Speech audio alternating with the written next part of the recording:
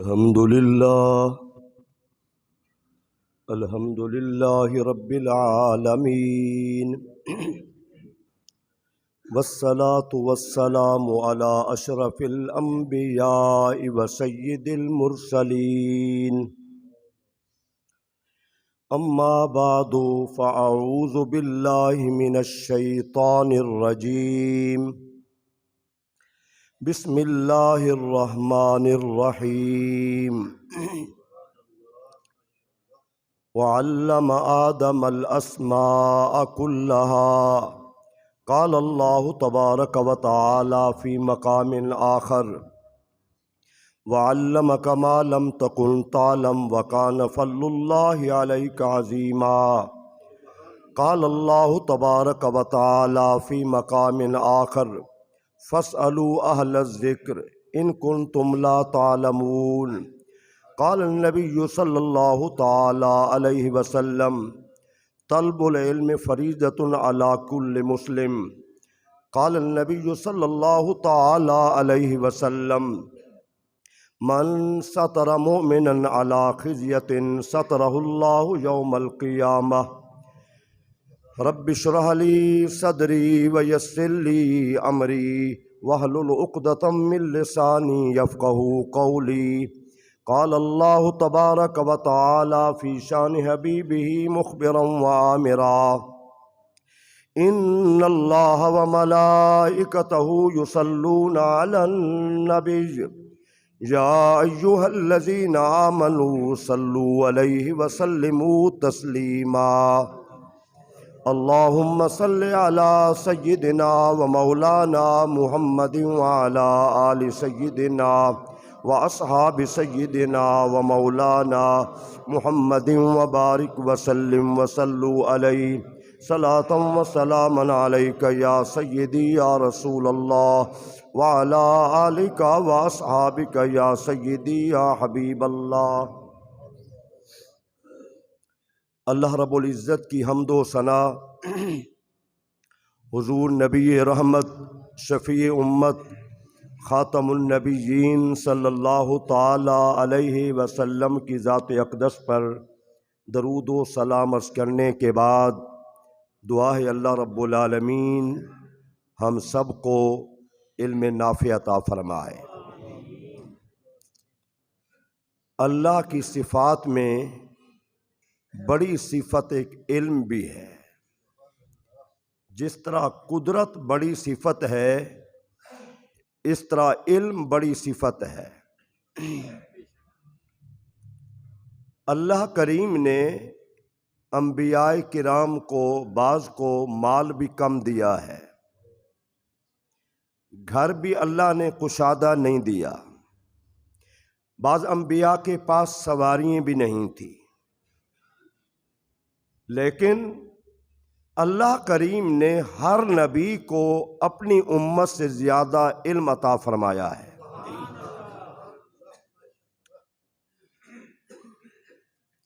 یہ اللہ کی صفت علم بہت بڑی دولت ہے۔ علم سے بڑھ کر کوئی دولت نہیں ہے۔ اس لیے اللہ سبحانہ تعالیٰ نے تمام انبیاء کرام کو زیادہ علم عطا فرمایا ہے، اور حضور اکرم شفیع معظم نے بھی فرمایا اوتیت علم الاولین والآخرین، اللہ نے جو مجھ سے پہلے لوگ گزرے انبیاء کرام ان کا بھی علم دیا ہے، اور جو میرے بعد آئیں گے اللہ نے مجھے ان کا بھی علم دیا ہے۔ علم دیکھیے علم کتنا بڑی دولت ہے۔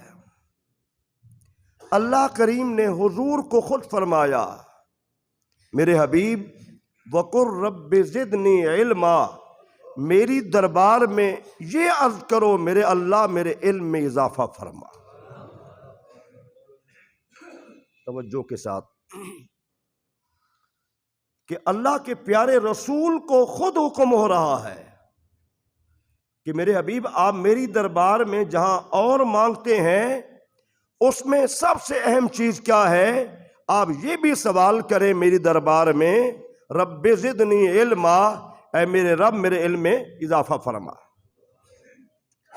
پھر دیکھیے اللہ کریم نے حضرت آدم کے متعلق فرمایا وَعَلَّمَ آدَمَ الْأَسْمَاءَ كُلَّهَا، اللہ کریم نے آدم علیہ السلام کو تمام چیزوں کا علم دے دیا، ان کے ناموں کا علم دے دیا، صراحتاً فرمایا۔ اور پھر اللہ کریم نے حضور کے متعلق کیا فرمایا؟ وَعَلَّمَكَ مَا لَمْ تَكُنْ تَعْلَمْ وَكَانَ فَضْلُ اللَّهِ عَلَيْكَ عَظِيمًا، اور اللہ نے آپ کو سکھلا دیا جو آپ نہیں جانتے تھے۔ وَكَانَ فَضْلُ اللَّهِ عَلَيْكَ عَظِيمًا، اور یہ آپ پر اللہ کا بہت بڑا فضل ہے۔ کیا ہے؟ بہت بڑا فضل ہے کہ اللہ نے آپ کو جو آپ نہیں جانتے تھے ان چیزوں کا اللہ نے آپ کو علم دے دیا ہے۔ دیکھیے فی زمانہ ہم بہت باتیں کرتے ہیں، ایک دوسرے پر بہت اٹیک کرتے ہیں، ایک دوسرے پر بہت الزام تراشی کرتے ہیں، لیکن ہم دین سے کتنا دور ہیں؟ ہماری کیفیت علمی کتنا ہے کہ کتنا مسلمان ایسے ہیں کہ صحیح کلمہ نہیں آتا، حکمرانوں کو صحیح کلمہ نہیں آتا، سورہ فاتحہ سورہ اخلاص نہیں آتی۔ میں منبر رسول پہ بیٹھا ہوں، میں کئی مرتبہ بیان کر چکا ہوں کہ نکاح پڑھانے کے وقت دولہے کو دلہن کو کلمہ پڑھانا فرض بھی نہیں ہے، واجب بھی نہیں ہے، سنت بھی نہیں ہے، مستحب ہے۔ نکاح کے ساتھ کلمے کا قطعاً کوئی تعلق نہیں ہے، یہ یاد رکھیں۔ لیکن صورتحال کیا ہے؟ واللہ میں حلفیہ کہہ رہا ہوں، بہت سارے دولہے ایسے ہیں اور دلہنیں ایسی ہیں جن کو کلمہ نہیں آتا۔ یہ سنی سنائی بات نہیں، میں خود اپنی بات کر رہا ہوں اور حلفیہ کہہ رہا ہوں کہ مسلمان ہو اسے کلمہ نہ آئے، مسلمان کے گھر میں پیدا ہو پھر وہ دولہا بنے دلہن بنے کلمہ نہ آئے۔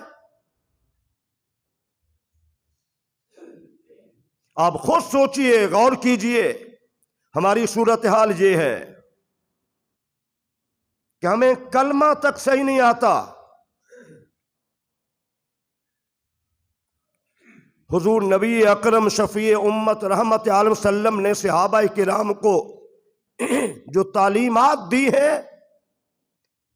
کیا خوب انداز تھا حضور کا۔ آپ نے کوئی ایسی چیز پوشیدہ نہیں رکھی، وضو کے حوالے سے ہو، غسل کے حوالے سے ہو، میاں بیوی کے معاملات کے حوالے سے ہو، دین کے حوالے سے ہو، دنیا کے حوالے سے ہو، پیدائش سے لے کر قبر کی منزل تک اور پھر قبر سے لے کر محشر کے میدان تک حضور صلی اللہ علیہ وسلم نے اپنی امت سے کوئی چیز چھپا کے نہیں رکھی۔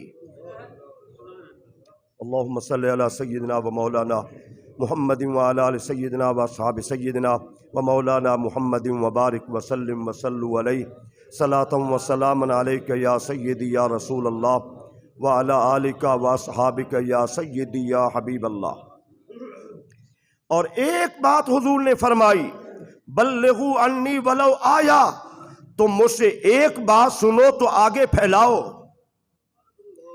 تاریخی خطبہ حجت الوداع میں بھی حضور فرما رہے تھے، جو مجھ سے سن رہے ہو آگے پہنچا دینا۔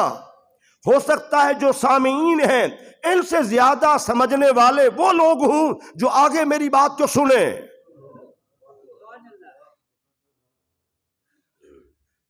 جذبے کے ساتھ دین کا سیکھنا۔ حضور نے کیا فرمایا؟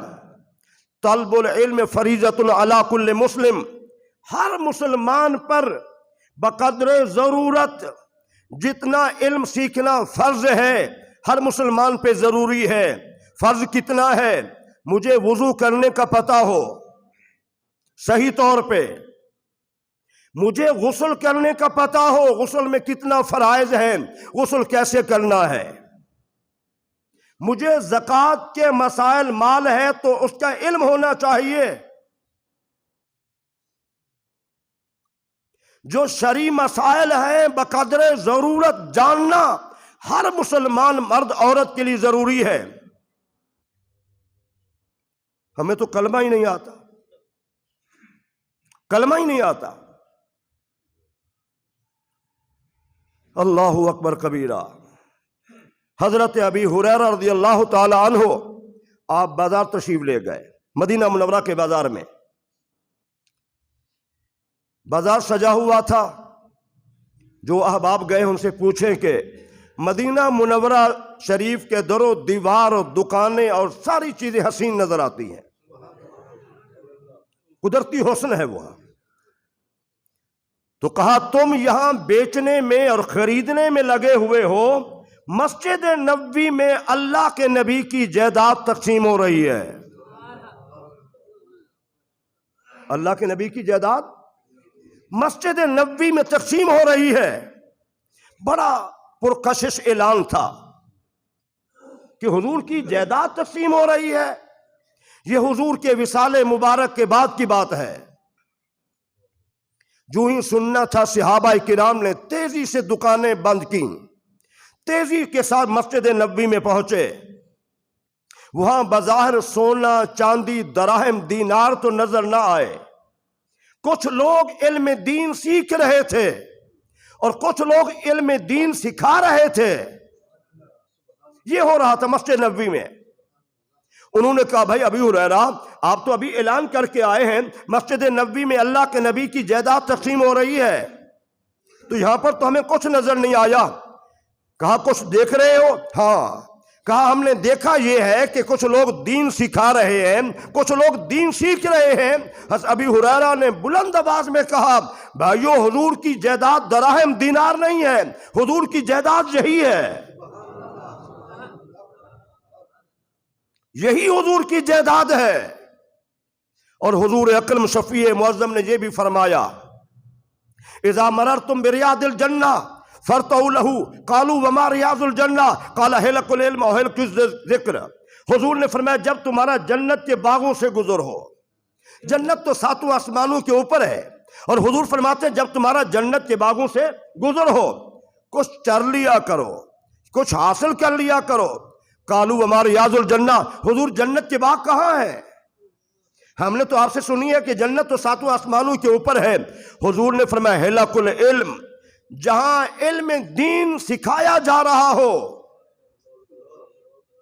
وہ جو حلقہ ہے وہ جنت کا باغ ہے، اور قرآن و سنت کی جو باتیں ہیں وہ گویا جنت کا پھل ہے۔ مسجد میں یہی چیز ہوتی ہے کہ دین ہمیں جہاں سمجھنا چاہیے، جہاں ہمیں سمجھایا جاتا ہے، جہاں قرآن و سنت کی تعلیم دی جاتی ہے وہ مساجد ہے۔ میرا کچھ عرصہ پہلے ایک جمعہ تھا مساجد کے حوالے سے۔ مساجد کیا ہے؟ دین کا مرکز، سیاست کا مرکز، تعلیم کا مرکز، تربیت کا مرکز، جہادی مرکز، یہ بڑا پورا موضوع اس پہ تھا پورا جمعہ میرا، شاید آپ کو یاد ہو یا نہ ہو۔ تو مسجد نبوی سب سے بڑا جہاد کا مرکز بھی تھا اور تعلیم کا مرکز بھی تھا، اور وہی سپریم کورٹ بھی تھا، وہی فوجی چھاونی بھی تھی، وہی بہت بڑا ادارہ یونیورسٹی بھی تھی۔ صفہ چبوترے سے بڑھ کر پوری کائنات میں بڑا ادارہ کوئی نہیں تھا، ٹھیک ہے نا؟ تو مسجد نبوی میں تعلیم دی جاتی تھی۔ تھوڑا سا غور فرمائیں، صحابہ کرام بڑے جذبے کے ساتھ حضور سے دین سیکھتے تھے۔ جذبہ کتنا، محدثین کے آپ حالات پڑھیں۔ آج ہم حالات پڑھتے ہیں سیاست دانوں کے، آج ہم حالات پڑھتے ہیں تاریخ لکھنے والوں کے، آج ہم حالات پڑھنے ہیں جرنیلوں کے، کبھی ہم نے محدثین کے حالات نہیں پڑھے۔ ہمیں کیا پتا ایک ایک حدیث کی خاطر امام بخاری فرماتے ہیں میں نے 2000 میل سفر کیا ہے ایک حدیث کے لیے. 4000 میل ایک حدیث کے لیے. 2000 جانے کا سفر ہے اور 2000 واپسی آنے کا.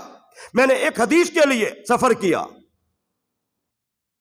حضرت امام اوزائی کے پاس ایک صاحب حاضر ہوئے. 4 برس آپ کی خدمت میں رہے.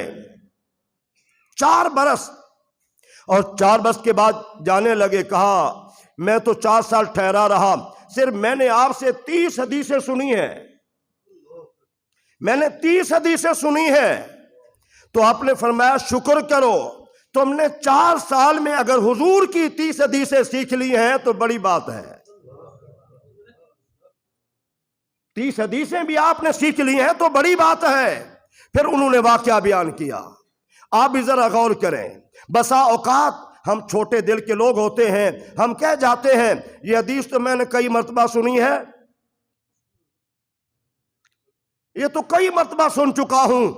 میں اہل محبت کی بات کرتا ہوں, میرا اپنا ایمان تازہ ہوتا ہے. آپ یقین کریں, اللہ کرے کہ آپ کا ایمان تازہ ہو جائے.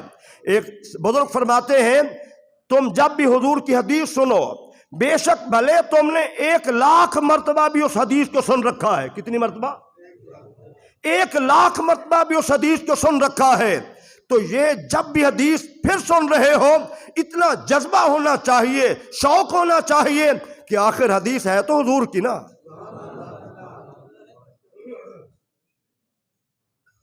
آخر یہ ارشاد گرامی تو حضور کا ہے نا.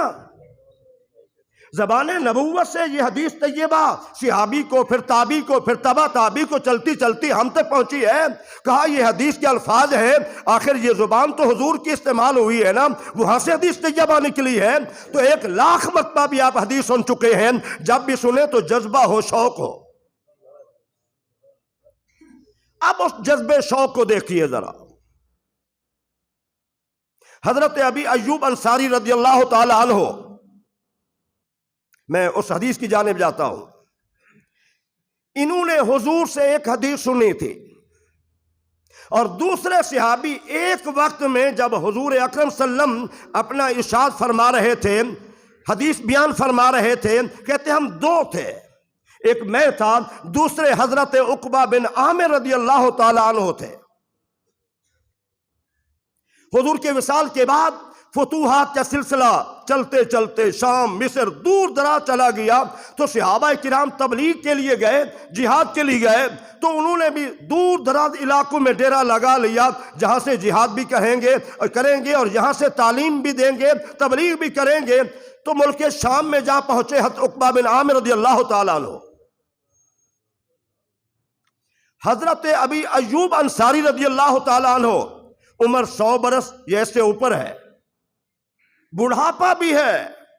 شوق دیکھیں میرے جوانوں بزرگوں, ذرا غور سے سنو. اس صحابی کا شوق دیکھیں.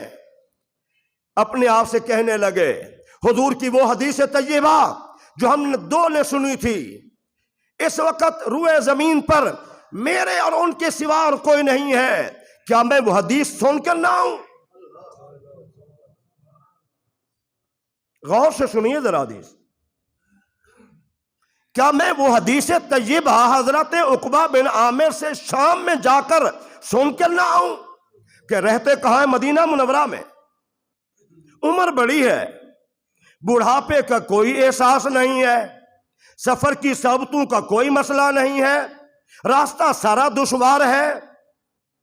اور مدینہ طیبہ سے بڑھاپے میں جانا, اونٹنی خرید کی, سامان تیار کیا, ایک حدیث سننے کے لیے چل پڑے. اللہ اکبر.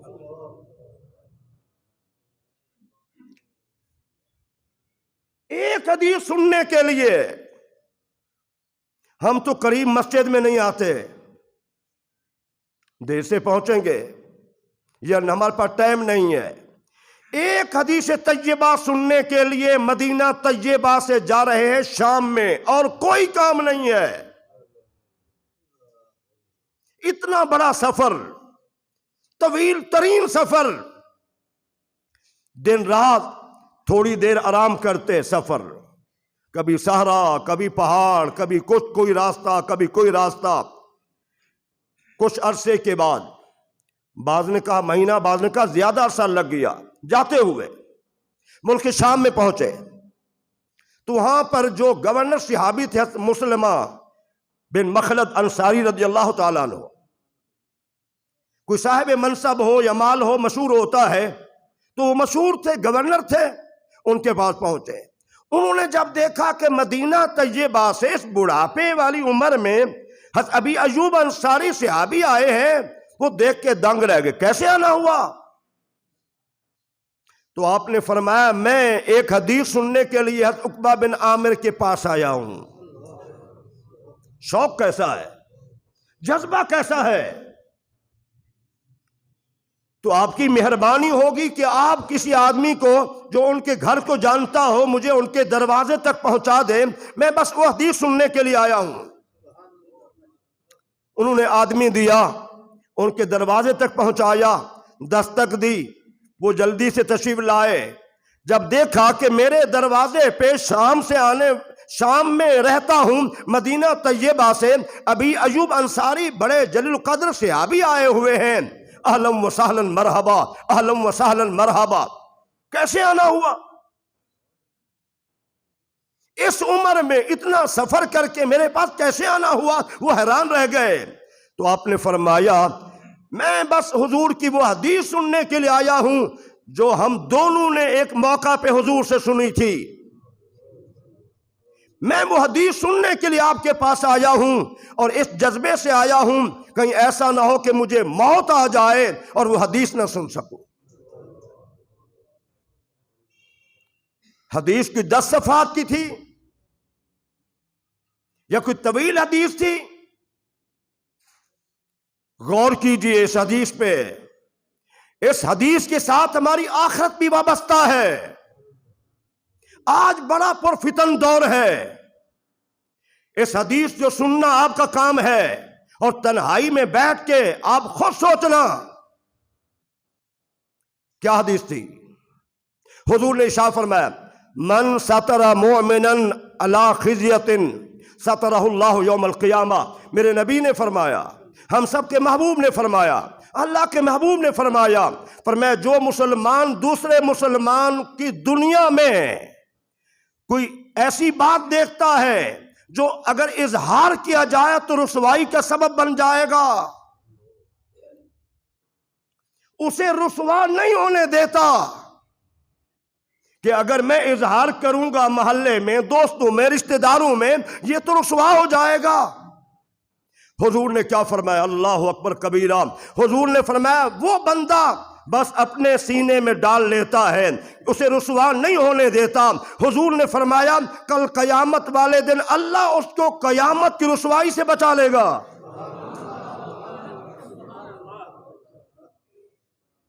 آج وہ دور ہے، محلے سے لے کر اوپر سطح تک، پارلیمنٹ تک، بھائی بھائی سے لے کر، دوست دوست سے لے کر، پڑوسی پڑوسی سے لے کر، ہر طرف یہی ہے، بال کی کھال اتاری جا رہی ہے۔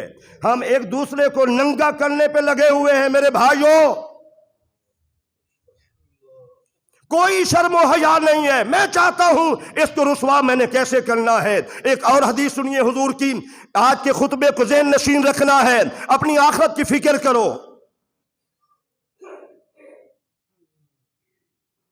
اپنی آخرت کی ہمیں فکر کرنی چاہیے۔ میں برملا انداز میں کہہ رہا ہوں، میرے حبیب کا دوسرا فرمان سنیے، اور میں اپنی آنکھوں سے، میں نے حدیث پڑھی، میں اپنی آنکھوں سے دیکھ رہا ہوں، میں وضاحت نہیں کرتا، آپ مجھ سے زیادہ سمجھدار ہیں۔ حضور نے فرمایا جو بندہ اپنی عزت کے لیے دوسرے کو ذلیل کرے گا اللہ اسے ذلیل کر دے گا۔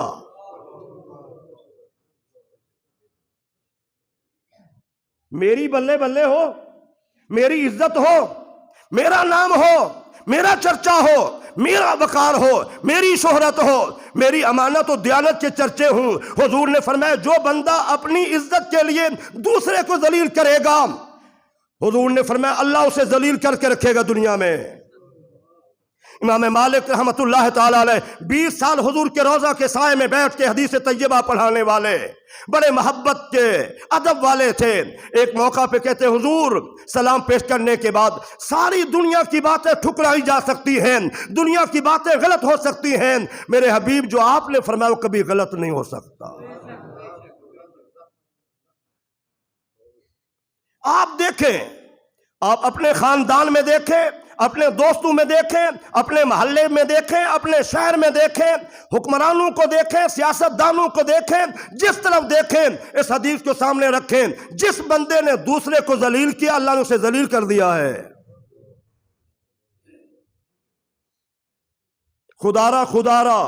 خدارا اپنی آخرت کی فکر بھی کرنی چاہیے۔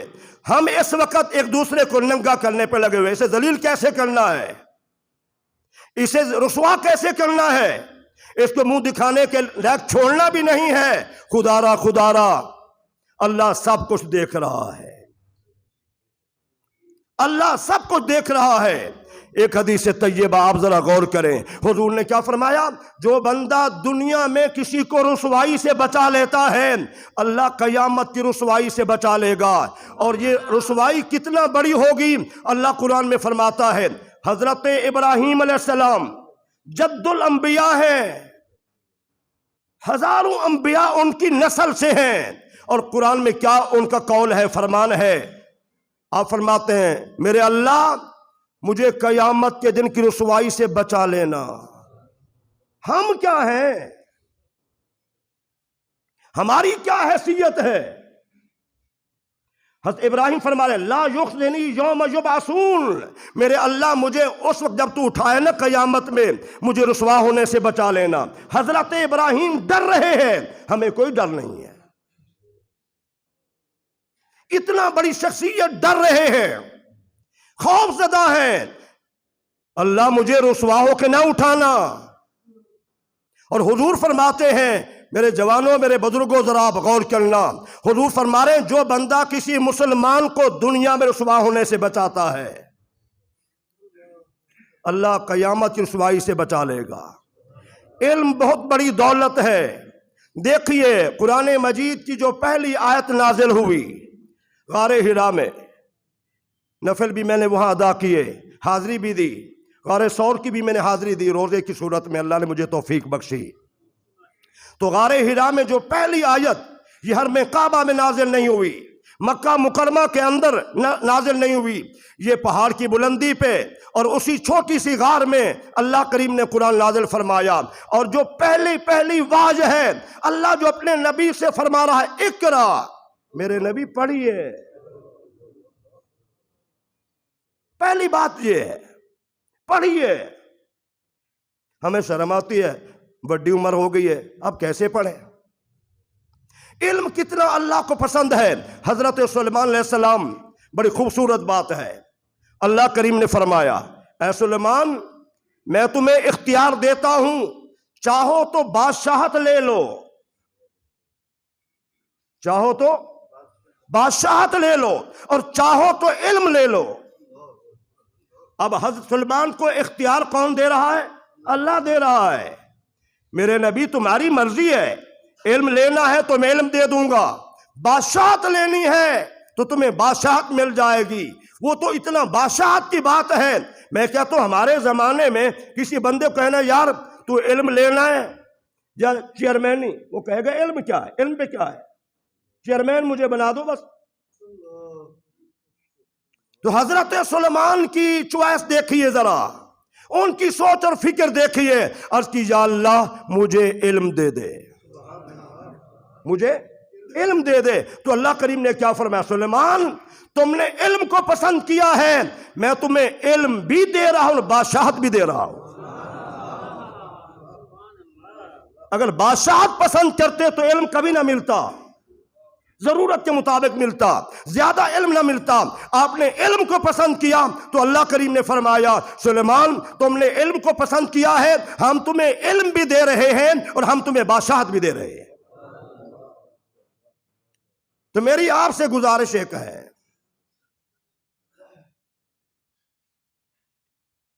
کہ اگر صبح کے وقت راتیں بڑی ہیں بڑی راتیں ہو گئی ہیں ماشاءاللہ.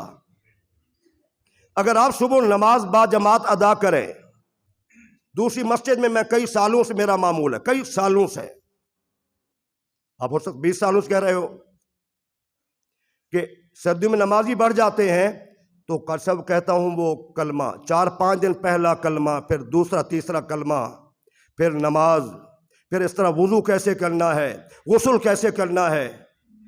تو کیا آپ وقت نکال سکتے ہیں کہ صبح نماز با جماعت پڑھیں اور خود بھی اور اپنے بچوں کو ساتھ لے آئیں؟ راتیں بڑی ہیں، ہم آرام کر سکتے ہیں. تھوڑا سے اس سے وقت نکال لیجئے ذرا. یہ ہمیں تباہی اور بربادی کی جانب لے کے جا رہا ہے، یہ ہمیں بے حیائی کی جانب لے کے جا رہا ہے. اس نے ہمارا چین سکون چھین لیا ہے. اور میں آپ کو حلفیہ کہہ رہا ہوں، اس نحوست کی وجہ سے طلاق کی شرح بہت بڑھ گئی ہے. اس کی وجہ سے الزام تراشی عام ہو گئی ہے.